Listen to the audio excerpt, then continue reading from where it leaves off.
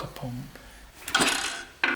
There'll be a little bit of scoring there, isn't there? Last night we were just checking the bores carefully and they're not as good as what we thought they were. There's a little bit of cross hatching, I'll try and get a shot of it on the camera, and also some surface rust as well, which is probably not good because these bores have to be super duper smooth.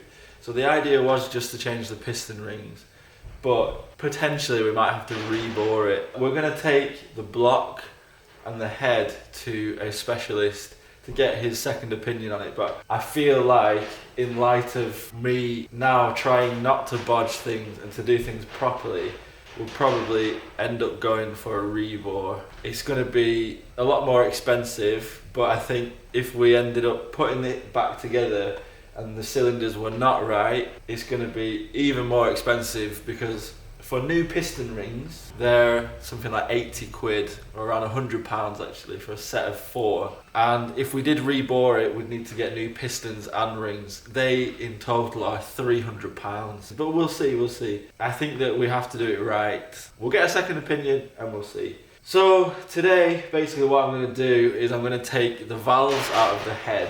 I was also going to buy new valves for the head, but they are £80 for the intake valves and something like £60 for the exhaust valves. So they're expensive as well, so we're going to see if we can reuse those valves because I'm going to check the condition of them today. I'm hoping that we can get away with spending an extra £500 on the engine. If you take a look at our cost video about how much we spent on the whole refit, I'd already spent £810 on the engine, on things like thermostats, gaskets and all that stuff. If you think about it, we'll have a fully reconditioned engine for the price of about £1,500 or £1,300. For a professionally refurbished engine, you're looking at around £3,000 to £4,000, and to get a refurbished OM636, you're looking at £5,000 or £6,000. So £1,300 doesn't sound too bad. Anyway, I'm going to just degrease this and I'm going to get started taking the valves and everything out of the head. Hopefully we get some good news on these bores. We'll see. I don't mind spending the extra money so that it's proper. We released a video a while ago which said I need to stop bodging this catamaran refit. So this year we do it right. 2022, Minky is going to be done perfectly. Alright, let's crack on.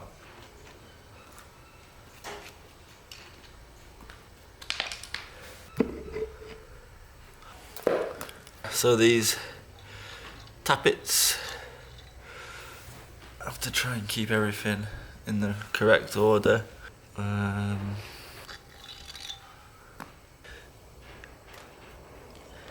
Alright, so I'm just taking his cloth off, which it's been sat on, and it's all stuck, and it's all rusty. That needs to be skimmed for sure. So these two cylinders are looking particularly black and coked up. I did clean this as well, so these two. So maybe these are the ones where the rings are particularly worn. Alright, so I'm using this valve spring compressor. It's always a fiddly and kind of time consuming job.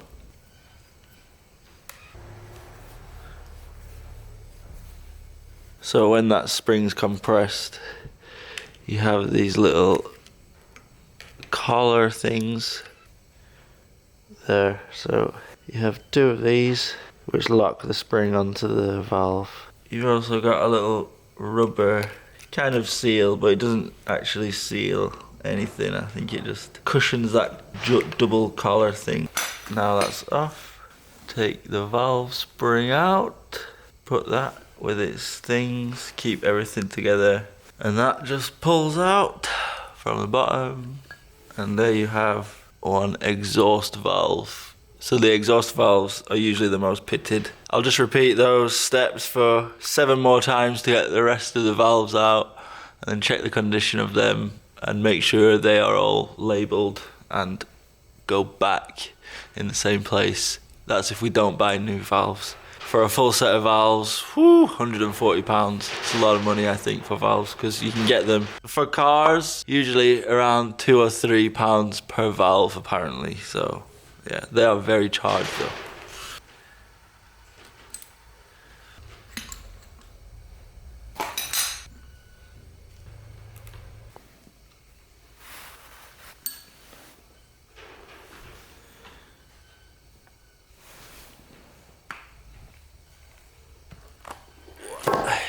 So also in here, what we're going to replace as well are these little, I'm not sure how to get them off actually, but these seals, I think they're called butterfly seals.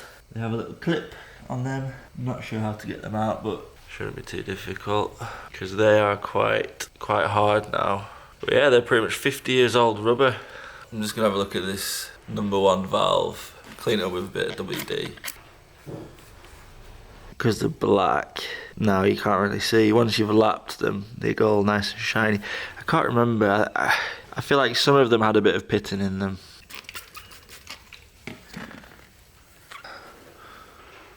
Oh, this one is very nasty. It's got a very thick layer of crud on it. Now I'm just taking the injectors out.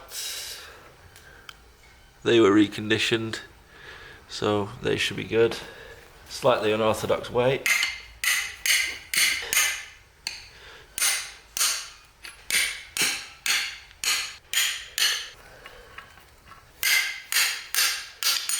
I should really be putting caps on here because you don't want any dirt getting in. Part of the reason why I'm taking them off is because with the head being skimmed, there's going to be bits flying off and getting stuck in there. Ooh. So they have little crush washers in here. Like this. I have to replace those. Looks very coked up in there. I am absolutely shocked with what I've seen inside the injector holder. So basically, I'll tell you what it should be like. From this first one, you can see we have this little, I think they're called like a top hat washer, and it should have like a 1 centimeter diameter hole, right? So that's what it should be like. In fact, number 2 is completely blocked, apart from a tiny hole where the injectors were squirting the fuel. So that's what the second one's like. Third one is exactly the same. It's just completely charred. So that's obviously with the oil getting into the chamber, and then yeah, it's just terrible. And also we have these crush washers as well. That's completely coked up. That should be like that. Unbelievable. These are the original injector kind of washers. I feel like you either have those or these, and I put them both in like that, which I think has allowed the char to, well, char up. So yeah, that's what it should be like in the first one, and it's coming through like that. Unbelievable. That unbelievable. Yet it still worked, the engine. It still delivered fuel to the chambers. So that could be a reason why it's not starting very well. Amazing. I'm just giving this head just a little clean, just to have a look. Got the old cloth. You can see the valve seats are not in a great condition, so these are going to get cut out basically. Well, this number 2 looks really bad. Try and get a close-up of that. I feel like this head is pretty much ready to go to the shop. I'll just degrease it a little bit, but that's pretty much ready to be CNC'd and valve seats cut. Now I'm going to make a bit of a start on degreasing, cleaning all this up. Look at that, I've already sprayed a bit of degreaser on it. Because at the end, this is all going to be sprayed. So it needs to be clean, degreased. I don't know if I'm supposed to degrease in there.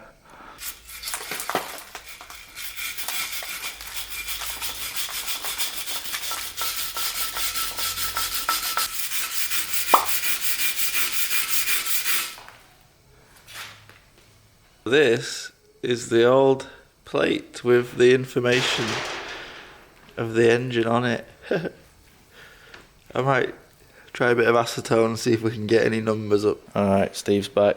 We're continuing to actually strip the engine. Taking off the cooling water pipe. That's going to be solid then, isn't it? Think so. I also need to take the water pump off as well, and one thing Dad said is potentially these combustion chambers, which are pretty much impossible to get out. I'll show you why in a second. Maybe they would need to come out to skim it, but we'll find out tomorrow. The combustion chambers come out of here, and that is incredibly badly rusted. The other three could potentially come out, but not sure.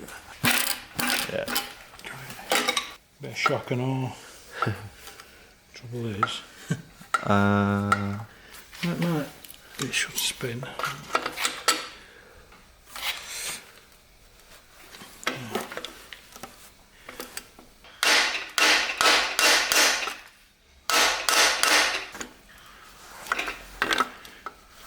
There you go. Yeah. Bit of coolant might come out of there. Yeah, no way. There we go. Oh, cool. Here's the old crusty engine plate. OM636.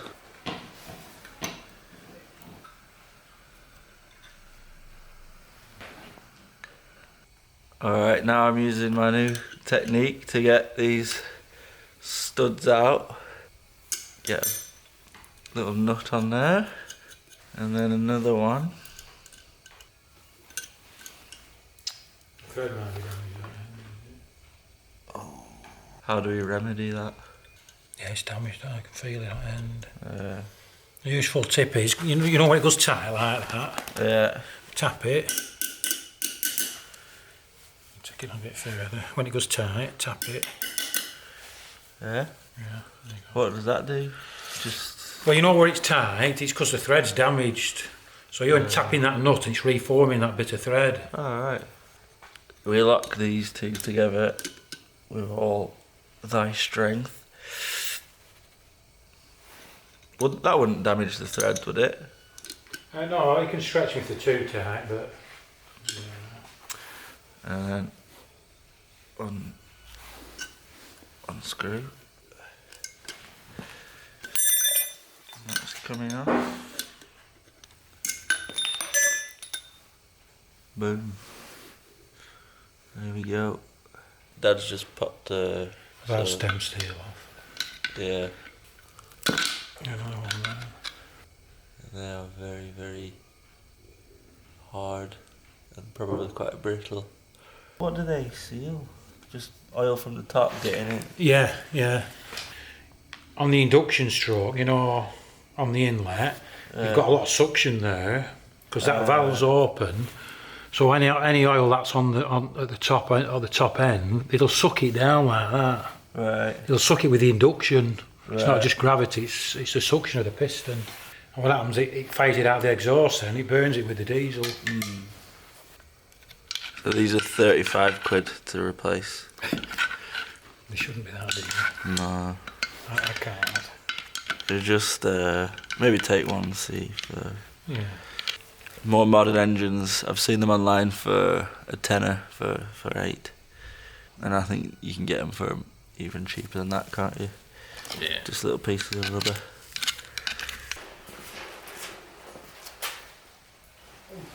Still heavy. You've got heavy end. Yeah.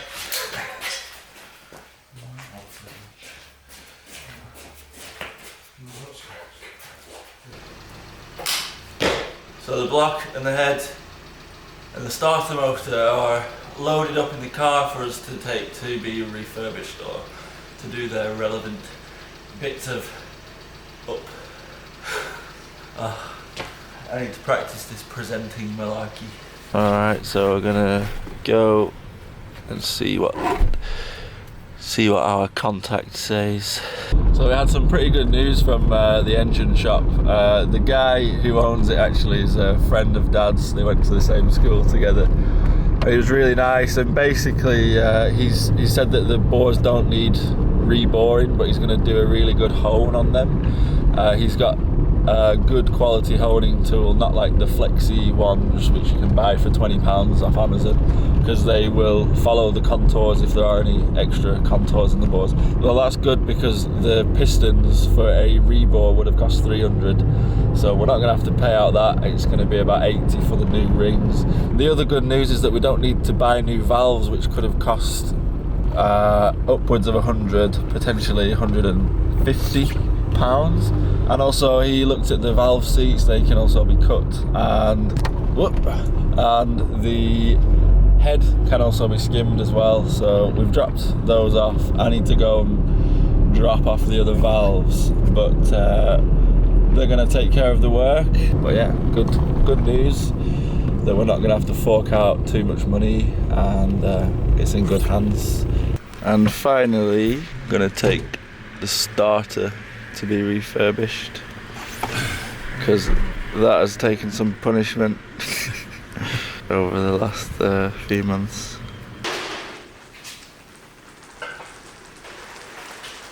While all that's been taken care of, we are going to just draw up a list of the things that we need, parts, work out roughly how much it's going to cost, and then I'll order those parts today.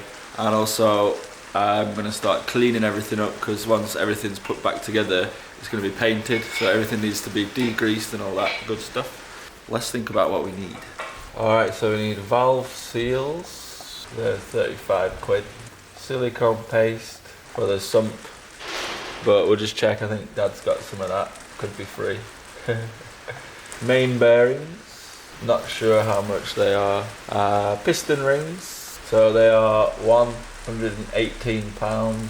I'll probably order as well manifold gaskets, should be whatever, probably about a tenner. We can't think of anything more other than oil, because that has to be mineral oil. That's going to be about 20 squids. So yeah, altogether, so actually 183 so far, but who knows, could change. Also the extra work that we're going to be doing, so that's basically the head, honing, and the starter. Would you like to hazard a guess on how much all that will cost? One of the valves is Oh yeah, so valves comes in the refacing. It might cost, What do you reckon that cost? including the starter, probably a couple of hundred quid. Couple of £100, yeah. I'd say. That's what I thought. We'll see how much, if that changes, but yeah. If we can get everything done for £383. Plus Dad's bought some Volvo green engine paint as well, so Yeah, that's about 20 quid. 20 quid. Dad's paying for that, so Because I'm going to use it on my engine. yeah. Dad's got Volvos in his car, so we're gonna Volvo-fy this Mercedes. We will see. And what's that? Sump drain pipe. Yeah. But maybe it just looks worse than it. Yeah, it's just that it's a bit soft there. Welcome to the cleaning station. We have a fraction of the bits here on the table. Got loads more. We've got cups of tea, wire brushes, red diesel, bought legally, may I add, engine degreaser in a bottle as well, scrapers and oily bits.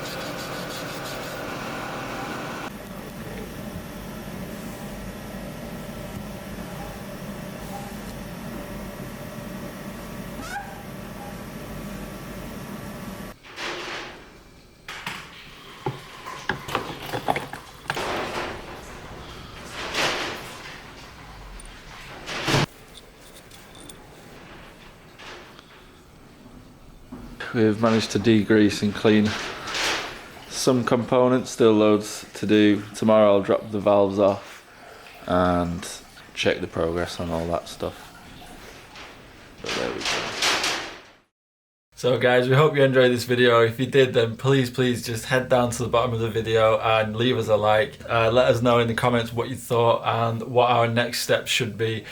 This video was a little bit shorter because we've had so many interruptions and disappointments and relying on other people to, well, not other people, relying on parts to come for this engine, and it's just been an absolute nightmare. But next week we'll have more progress. We're going to get this engine back together soon. As you can see, that I'm still in the UK here. Poor little Nadiana, she's been working away on the interior. You saw that video last week from her. So bless her, but I'll be back there very soon because we can't wait to get started on things like rigging. We're going to do the whole of the rigging on the boat. We're going to do loads of interior work. We're going to get the engine put in and everything's going to be perfect.